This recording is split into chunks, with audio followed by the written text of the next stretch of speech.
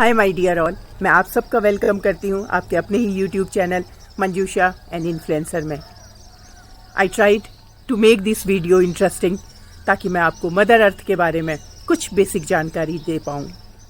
अक्सर क्या होता है कि हम जहाँ रहते हैं या किसी नई जगह जाते हैं, हम उसके बारे में काफ़ी कुछ जानकारी पहले से ले लेते हैं।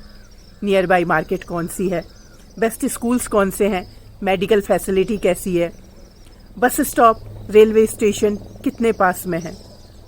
लेकिन अफसोस कि जहां हमें ज़िंदगी भर रहना पड़ता है उसके बारे में हम बहुत कम जानकारी लेते हैं। So my dear all, video को लास्ट तक देखिए। You will find it interesting as well as informative. क्या आप जानते हैं, अर्थ की वो सतह जहां हम रहते हैं वहां से 10,000 किलोमीटर ऊपर तक अर्थ फैली हुई है।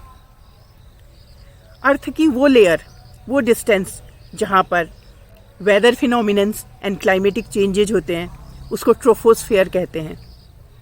ये 10 किलोमीटर, अर्थ की सतह से 10 किलोमीटर ऊपर तक है, जिसमें हेल स्टॉर्म का होना, बारिश का होना, क्लाउड फॉर्मेशन, फॉग फॉर्मेशन आदि जैसी फिनोमिनन्स होते रहते हैं। अगर हम लाइफ की बात करें तो अर्थ की सतह के 4 किलोमीटर नीचे ज़मीन के अंदर तक माइक्रो ऑर्गेनिजम्स एंड वर्म्स पाए गए हैं। समुद्र के अंदर 1 से 1.5 किलोमीटर नीचे तक भी लाइफ एग्जिस्ट करती है। अगर हम एयर की बात करें तो पक्षी, जो बर्ड्स वगैरह हैं, वो लगभग 200 मीटर की ऊंचाई पर उड़ते हैं। एंड जो माइग्रेटरी बर्ड्स हैं वो लगभग 10 किलोमीटर की ऊंचाई पर फ्लाई करती हैं। वहाँ पर एयर प्रेशर कम होने की वजह से उनको लॉन्ग डिस्टेंस ट्रैवल करने में फेवरेबल कंडीशंस मिलती हैं। है ना अद्भुत हमारी मदर अर्थ। अगर हम इंडिया की बात करें तो टोटल लैंड एरिया का केवल 2.4% लैंड एरिया है इंडिया के पास। But we are one of the rich biodiversity country of the world. Total global biodiversity का 8.1% इंडिया बिलोंग करता है। And still 1 lakh plant species and 3 lakh animal species are undiscovered and undiscussed.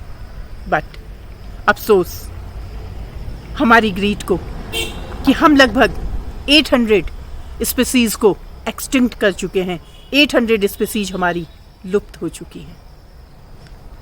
Troposphere के बाद 10 kilometre से लगभग 50 kilometre तक का जो एरिया है उसको स्ट्रेटोस्फेयर कहते हैं।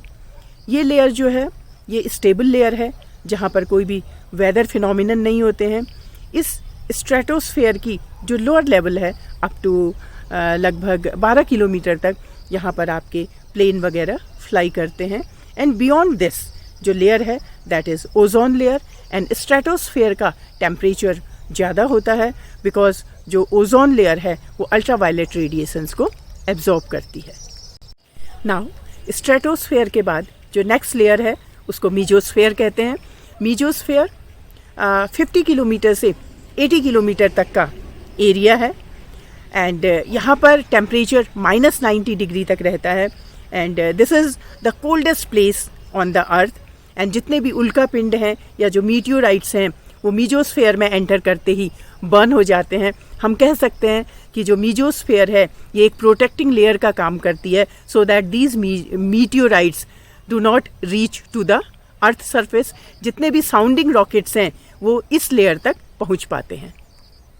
Now next layer is thermosphere, जिसको आइनोस्फेयर भी कहते हैं। ये एक्सटेंड करती है आपकी 80 किलोमीटर से लेके 700 किलोमीटर तक।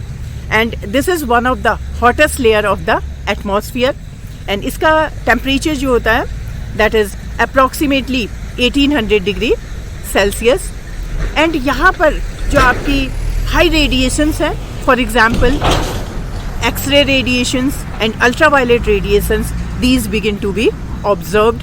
एंड जो चार्ज पार्टिकल्स हैं जैसे कि आपके इलेक्ट्रॉन हो गए, प्रोटॉन हो गए, दे ऑल्सो प्रेसिपिटेट हेयर। ये चार्ज पार्टिकल क्या करते हैं, यहाँ पर जो एटमॉस्फेयर है उस एटमॉस्फेयर के कॉन्स्टिट्यूएंट से टकराते हैं, कोलाइड करते हैं और फिर क्या करते हैं, उनको आयोनाइज कर देते हैं, उनको एक्साइट कर देते हैं, and during this process lot of colourful light is seen and this phenomenon is known as aurora formation.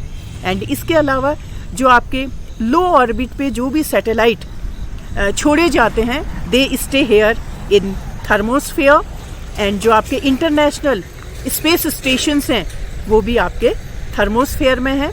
बहुत हाई टेम्परेचर होने के बाद भी ये जो सैटेलाइट्स वगैरह हैं वो डैमेज इसलिए नहीं होते हैं क्योंकि यहाँ पर जो एटमॉस्फेयर है it is very very thin.